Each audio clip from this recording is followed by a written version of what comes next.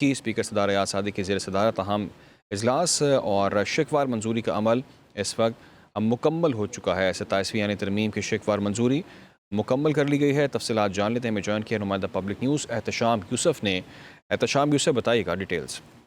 जी देखें, बिल्कुल 27वीं आईनी तरमीम सेनेट से मंजूर होने के बाद आज बिल आखिर कौमी असम्बली में पेश कर दी गई है और उसकी मंजूरी का अमल इस वक्त जारी है। और जो शिकवार मंजूरी है, 59 जो शिकें थी उनकी मंजूरी 2/3 अक्सरियत से बाकी हुकूमत ने कौमी असम्बली से हासिल कर ली है।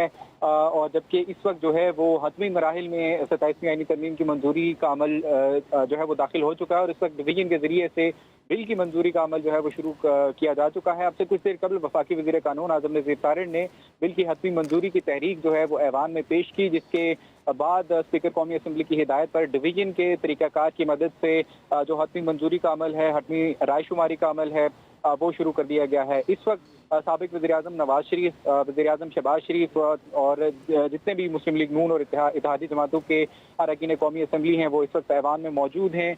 जबकि जब वोटिंग का अमल शुरू किया गया तो अपोजिशन की जानिब से जो पाकिस्तान तहरीक इंसाफ की हिमायती याफ्ता अरकान थे उनकी जानिब से एहतजाज किया गया और बाद अज़ां उन्होंने वोटिंग के अमल में हिस्सा न लेने का फैसला किया और उन्होंने ऐवान से वॉकआउट किया। ताहम जमीयत उलमा इस्लाम से के जो अरकान हैं, 4 अरकान हैं, वो इस वक्त मौजूद हैं, रायशुमारी के अमल में हिस्सा ले रहे हैं। और अगर नंबर गेम के हवाले से अगर आपको बताऊं तो इब्तदाई जो शिकें थी 2, उनके लिए जो है वो वफाकी हुकूमत ने 231 वोट हासिल किए। चूँकि सैयद खुर्शीद शाह और तमीना दौलताना जो हैं वो लेट इस इजलास में शरीक हुए, तादेर उनकी जो है वो आमद हुई थी, उसकी वजह से 231 वोट इब्तदाई शिकों पर वफाकी हुकूमत को हासिल हुए। ताहम जो अक्सरियती शिकें थी उनके लिए वफाकी हुकूमत का नंबर 233 रहा और इस आईनी तरामीम के हक में 233 अरकान ने वोट दिया, जबकि मुखालफत में जमीयत उलमा इस्लाम फे के 4 अरकान इन आईनी तरामीम के मुखालफत में वोट दिया है। इस वक्त डिवीजन के जरिए से हतमी जो बिल की मंजूरी है उसका अमल जारी है और जरा ये बता रहे हैं कि साबिक वज़ीर-ए-आज़म नवाज शरीफ ने भी अपना वोट जो है वो बिल के हक में जो है वो रजिस्टर्ड करवा दिया है। इसमें दिलचस्प अमर ये है कि सेनेट में जो बिल मंजूर किया गया था उसमें 8 इजाफी शिक्के जो हैं वो आज वफाकी हुकूमत ने जो है वो यहाँ पे मुतारिफ करवाई हैं और इसके हवाले से जरा ये बता रहे हैं कि चूंकि चीफ जस्टिस ऑफ पाकिस्तान के ओहदे के हवाले से एक इबाहम मौजूद था, जो बिल सेनेट ने मंजूर किया उस बिल में ये इबाहम मौजूद था कि चीफ जस्टिस ऑफ पाकिस्तान का ओहदा या टाइटल किसके पास रहेगा, आया कि वफाकी आईनी अदालत का सरबराह चीफ जस्टिस ऑफ पाकिस्तान कहलाएंगे या फिर सुप्रीम कोर्ट के चीफ जस्टिस ऑफ पाकिस्तान कहलाएंगे। उस हवाले से उस इबाहम को दूर करने के लिए वफाकी हुकूमत ने आज एक इजाफी शिक जो है वो आज कौमी असम्बली में पेश की है। एक तरमीम के जरिए से वो शिक पेश की गई है जिसके मुताबिक मौजूदा सुप्रीम कोर्ट के जो चीफ जस्टिस हैं वही चीफ जस्टिस ऑफ पाकिस्तान का के लिए इंटाइटल्ड होंगे, वही चीफ जस्टिस ऑफ पाकिस्तान रहेंगे। ताहम उनकी रिटायरमेंट के बाद वफाकी आईनी अदालत और सुप्रीम कोर्ट के चीफ जस्टिस साहिबान में से जो भी जज सीनियर होगा उसको चीफ जस्टिस ऑफ पाकिस्तान का टाइटल दे दिया जाएगा।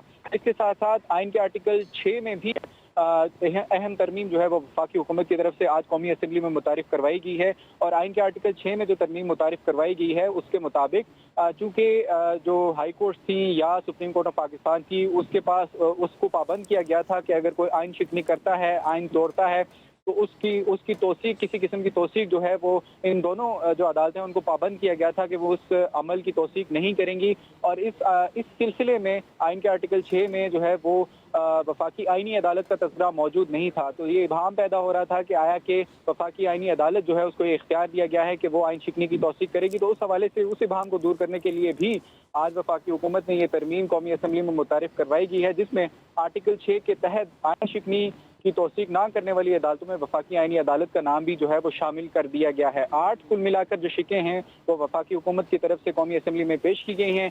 इस वक्त डिवीजन के अमल के जरिए से हतमी वोटिंग का सिलसिला जो है वो जारी है और जितने भी हुकूमती अरकान हैं वो एक तरफ की लॉबीज में जो है वो चले गए हैं, जबकि जो अपोजिशन अरकान जो कि वोटिंग में हिस्सा ले रहे हैं वो दूसरी तरफ की लॉबीज में जा चुके हैं। लॉबीज को लॉक कर दिया गया है। हुकूमत के पास इस वक्त कौमी असम्बली में 233 का नंबर मौजूद है। जी।